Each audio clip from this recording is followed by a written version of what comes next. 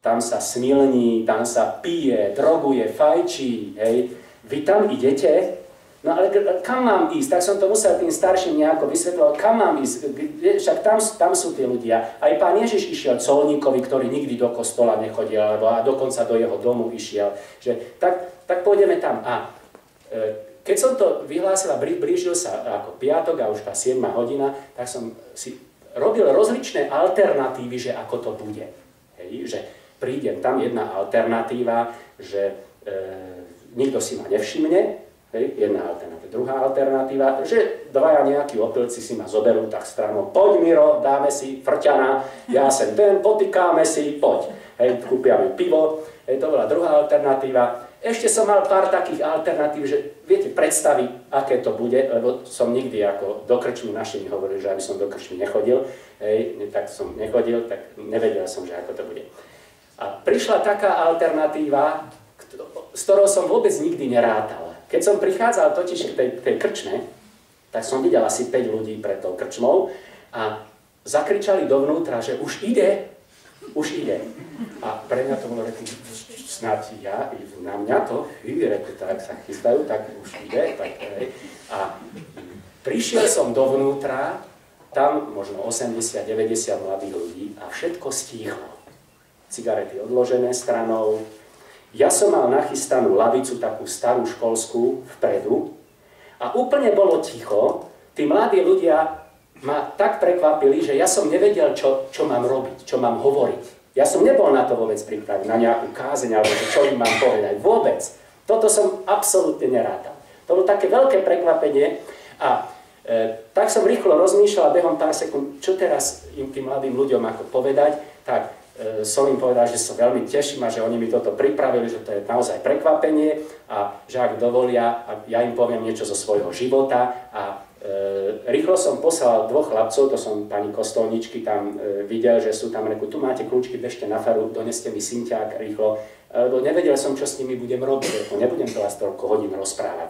Tak, oni mi donesli ten synťák a zatiaľ som im aj také slušné vtipy rozprával, aj niečo zo svojho života, aby nepovedali, že farár, že to je aj tak, ale aby povedali, že proste, že to je normálne, ako, hej, že farár, alebo veriaci človek, že to je človek radosti, hej, smiechu a že to nie je len sklonená hlava a takto zložené ruky. A som mal ten synťák a som im spieval pár takých moderných kresťanských piesní. A to ich oslovilo, lebo na ďalší deň, a ako prišlo k tomu ďalšiemu dňu, keď prišla polnoc, tak som už tých mladých, tam boli aj takých 14 roční, som ich posielal domov, lebo nebude vás čakať mamička, lebo niektorí mali ešte na kopanice ísť, že už hádam skončíme a som im povedal, že ešte hádam niekedy sa stretneme. A som sa ich aj opýtal, chcete sa ešte niekedy stretnúť? A oni povedali, že áno. Tak som navrhol, môžeme sa stretnúť o týždeň? A oni hneď všetci začali kričať, že zajtra, sobota, svadbu som mal, pohreb som mal, vôbec mi to nevyhovalo, ale som si povedal, toto je šanca. Aj keď nepôjdem do postele, budem sa ako pripravovať, hej, a aj keď nepôjdem na svadobnú hostinu, lebo to farár museli každú nevestu vytočiť, u nás to je ako zvykom, musím ísť za tými mladými ľuďmi, musím tam ísť. Tak som tam prišiel, ten ďalší deň, a 7 gitaristov, takí riflách, chlapci, dlhé vlasy, dievčatá, 7 gitaristov ma tam čakalo. A títo gitaristi už si vybrnkávali tie piesne, ktoré ja som im predtým spieval. A už vlastne ten druhý večer už sme mali hudobnú skupinu. Ja som na synťák a oni také staré gitary, ešte aj potrhané struny, ale išlo im to. A sme spievali a také ľahké piesne, čo sa slova opakujú, vety sa opakujú, tí mladí ľudia spievali. Takto sme sa stretávali 4 mesiace v tomto mládežníckom klube v Šenku, kde boli predtým tie najšpinavšie veci. A ja som im tam vždycky slovo Božie, ja som tam prichádzal jak pán farár k ním, ale aj kamarát, a vždycky som si nachystal slovo Božie, výklad, piesne, tým gitaristi, spevníky sme si vytlačili a už to išlo, lebo sme nemali priestory na to. A mladí ešte ďalší prichádzali, že by chceli tiež na nejaké nástroje hrať alebo nejako byť. Tak ja som išiel práve vtedy do Nemecka a z jednej povale starého kostola som doniesol 30 takých trubiek nástrojov. A keďže v tom prvom cirkevnom zbore som mal dychovku, tak som si povedal, ako to by bolo krásne, a mladí hovorili, že by radi tiež ako hrali, tak som im dal ako trúbky, sme si ich opravili, dal som ich do rúk a cvičili sme. A mojou túžbou bolo, aby sme sa po čase, po pár mesiacoch presunuli do cirkevných priestorov. Že nebudeme predsa bývať v šenku, tam v tom prostredí, ktoré má to najšpatnejšie meno, ale aby som tých mladých ľudí dostal do kostola. A tak, moja túžba bola, aby sme si pripravili na služby Božie, piesne, a že ich tak zaangažujem na tých službách Božích a že tí mladí budú tam hrávať a že budeme v nedeľu všetci spolu, aj starí a mladí. A vyzeralo to, že to aj tak bude.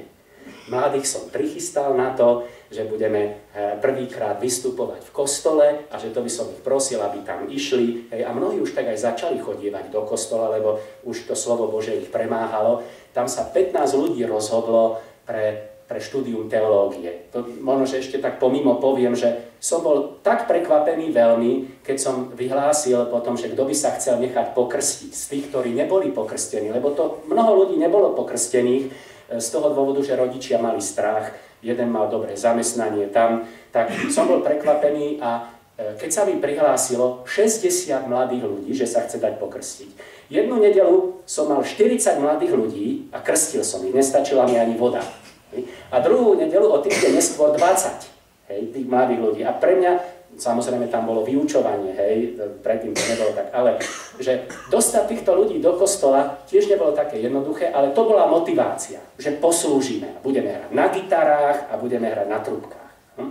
A blížili sa potom Sviatky Svätého Ducha a ja som to tak chcel veľmi, aby to na Svätého Ducha, vtedy je deň misia, to je taká najväčšia misia a znovu zrodenie nášho cirkevného zboru a našej cirkvi, že to bude ono. A tak som to vyhlásil týždeň predtým v kostole. Milé sestry, milí bratia, na budúci týždeň oznamujem vám, že na budúci týždeň nám tu na službách Božích nás čaká prekvapenie, tu na službách Božích nám zahrá naša dýchovká mládežnícka skupina.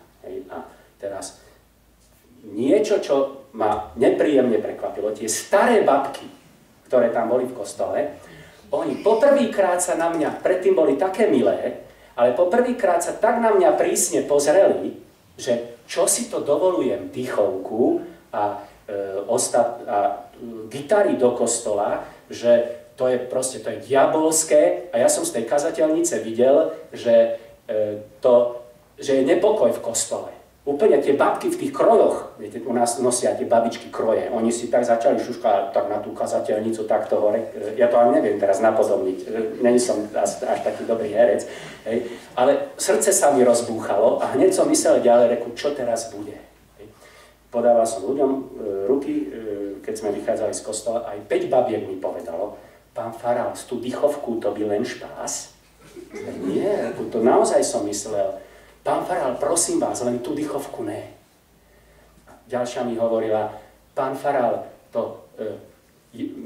keď raz zahráte, keď zaznie prvý tón, my starší, tam ešte 3 ženy boli za ňou, my starší sa zdvihneme a provokatívne opustíme kostel, bohoslúžby. Takto. Išiel som ešte na návštevy, tam, jedna babka si predo mnou poklakla, tak som musel zdvihnúť, lebo len pred Pánom Bohom sa klaká. Chcela ma poprosiť, pán farár, len to nerobte, my vás máme strašne radi.